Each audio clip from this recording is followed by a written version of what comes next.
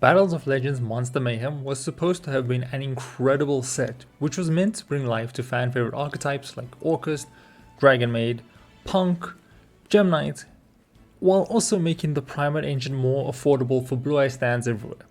And well, in Konami's defense, it did.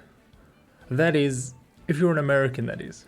See, this set has been delayed in Europe due to a production error that meant that European boxes contained more Starlight rares than the American, which has resulted in a 2-month delay while Konami kinda fixes these ratios.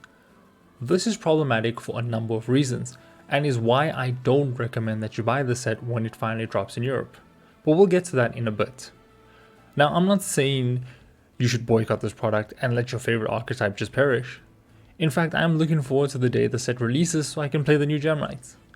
But I do think you should think twice before buying any of these decks, especially if you plan on playing them competitively. I believe in making an informed decision about any purchase, which is exactly why I'm making this video. So without further ado, let's jump into those reasons.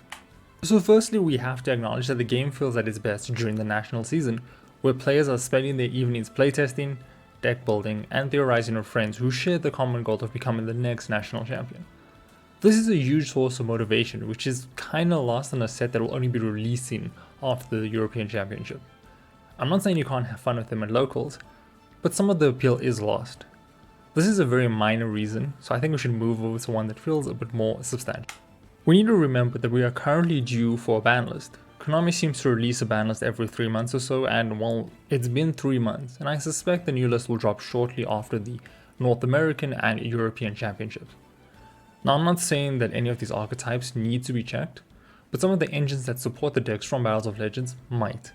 So it turns out that the best companions for Orcust is Mitsurugi, and for Punk, Fiendsmith. Both of these engines are in a position where they could get the axe. Now, I'm not saying any of these decks would be unplayable because of them, but rather they just wouldn't be at their best. Now, we all know that the ban list is meant to influence sales more than it is to balance the state of the game.